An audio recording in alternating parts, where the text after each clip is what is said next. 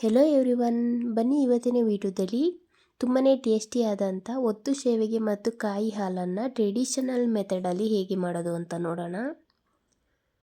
ನಾನಿಲ್ಲಿ ಮೆಜರ್ಮೆಂಟಿಗೆ ಗ್ಲಾಸನ್ನು ಯೂಸ್ ಮಾಡ್ಕೊತಾ ಇದ್ದೀನಿ. ಈ ಗ್ಲಾಸಲ್ಲಿ 3 ಗ್ಲಾಸಷ್ಟು ರೇಷನ್ ರೈಸನ್ನು 3 ರಿಂದ 4 ಬಾರಿ ವಾಶ್ ಮಾಡಿ ಓವರ್ ನೈಟ್ ಸೋಕ್ ಮಾಡಿ ಇಟ್ಕೊತಾ ಇದ್ದೀನಿ. ನಾವು ನೆನೆಸಿಟ್ಕೊಂಡಿರ್ತಕ್ಕಂಥ ಅಕ್ಕಿಯನ್ನು ಒಂದು ಮಿಕ್ಸಿ ಜಾರಿಗೆ ಟ್ರಾನ್ಸ್ಫರ್ ಮಾಡಿಕೊಂಡು ಸ್ವಲ್ಪ ಉಪ್ಪನ್ನು ಕೂಡ ಸೇರಿಸ್ಕೊಂಡು ನೈಸಾಗಿ ಪೇಸ್ಟ್ ಮಾಡಿ ತೊಗೊತಾ ಇದ್ದೀನಿ. ಹಸಿಟ್ಟು ತುಂಬಾ ನೈಸ್ ಇರಬೇಕು. ಇದನ್ನು ಒಂದು ಬಾಣಲಿಗೆ ಟ್ರಾನ್ಸ್ಫರ್ ಮಾಡಿಕೊಂಡು ಬೇಕಾದಷ್ಟು ಪ್ರಮಾಣದಲ್ಲಿ ನೀರನ್ನು ಸೇರಿಸ್ಕೊತಾ ಇದ್ದೀನಿ. ನಾನಿಲ್ಲಿ 3 ಗ್ಲಾಸ್ ಅಕ್ಕಿಗೆ 10 ಗ್ಲಾಸಷ್ಟು ನೀರನ್ನು ಆ್ಯಡ್ ಮಾಡ್ಕೊತಾ ಇದ್ದೀನಿ. ಹಾಗೆ ಸ್ವಲ್ಪ ತುಪ್ಪವನ್ನು ಕೂಡ ಸೇರಿಸ್ಕೊಂಡು ಚೆನ್ನಾಗಿ ಮಿಕ್ಸ್ ಮಾಡಿ ಮೀಡಿಯಮ್ ಫ್ಲೇಮಲ್ಲಿ ಬೇಯಿಸ್ಕೊತಾ ಇದ್ದೀನಿ.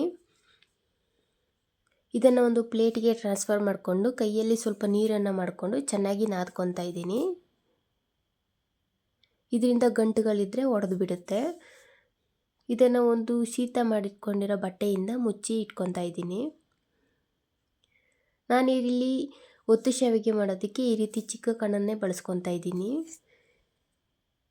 ಇದನ್ನು ಚಕ್ಲಿ ಹೋಳಿಗೆ ತುಂಬಿಟ್ಟು ನಾವು ಬಿಸಿ ಮಾಡೋಕೆ ಇಟ್ಕೊಂಡಿರ್ತಕ್ಕಂಥ ಇಡ್ಲಿ ಪಾತ್ರೆಗೆ ಮೇಲೆ ಬಟ್ಟೆಯನ್ನು ಹಾಕ್ಕೊಂಡು ಹಾಗೆ ರೌಂಡಾಗಿ ಒತ್ಕೊತಾ ಇದ್ದೀನಿ. ನಿಮಗೆ ಬೇಕಾದರೆ ದೊಡ್ಡ ಹೊಳ್ಳನ್ನು ಕೂಡ ಬಳಸ್ಕೊಬೋದು. ಫೈನಲ್ ಆಗಿ ನಮ್ಮ ಒತ್ತು ಶಾವಿಗೆ ಈ ರೀತಿ ತಯಾರಾಗಿದೆ. ಇದನ್ನು ಟ್ರೆಡಿಷ್ನಲ್ ಮೆಥಡಲ್ಲಿ ಮಾಡೋದ್ರಿಂದ ಸ್ಟಿಕ್ಕಿ ಇರೋದಿಲ್ಲ. ಶಾವಿಗೆಯನ್ನು 5 ನಿಮಿಷ ಅಷ್ಟೇ ಬೇಯಿಸ್ಕೊಂಡ್ರೆ ಸಾಕು. ನಾನಿಲ್ಲಿ ಕಾಯಿ ಹಾಲಿಗೋಸ್ಕರ ಕಾಯಿ ತುರಿ, ಏಲಕ್ಕಿ, ಹುರುಗಡ್ಲೆಯನ್ನು ಸೇರಿಸ್ಕೊಂಡಿದ್ದೀನಿ. ಸ್ವೀಟ್ನೆಸ್ಗೋಸ್ಕರ ಜಾಗರಿಯನ್ನು ಸಿರಪ್ಪಾಗಿ ಮಾಡಿಕೊಂಡು ಸೇರಿಸ್ಕೊಂಡು ನೈಸಾಗಿ ಗ್ರೈಂಡ್ ಮಾಡಿ ತೊಗೊತಾ ಇದ್ದೀನಿ. ನಾನಿಲ್ಲಿ ಒಂದು ಬಟ್ಟೆಯ ಸಹಾಯದಿಂದ ಸ್ಟ್ರೈನ್ ಮಾಡಿ ತೊಗೊತಾ ಇದ್ದೀನಿ. ನಿಮಗೆ ಬೇಕಾದರೆ ಹಾಗೆ ಕೂಡ ಯೂಸ್ ಮಾಡ್ಬೋದು.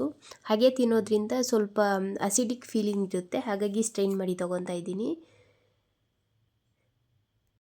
ಕಾಯಿ ಹಾಲು ಮತ್ತು ಶಾವಿಗೆ ಒಂದೊಳ್ಳೆ ಸೂಪರ್ ಕಾಂಬಿನೇಷನ್ ಆಗಿರುತ್ತೆ. ಇದಕ್ಕೆ ಚಿಕನ್ ಸಾಂಬಾರು ಕೂಡ ತುಂಬಾ ಟೇಸ್ಟಿಯಾಗಿರುತ್ತೆ. ಈ ರೆಸಿಪಿ ಟ್ರೈ ಮಾಡಿ, ಹೇಗಿದೆ ಎಂದು ಕಮೆಂಟ್ ಮಾಡಿ, ಸಬ್ಸ್ಕ್ರೈಬ್ ಮಾಡೋದನ್ನು ಮರಿಬೇಡಿ. Thank you.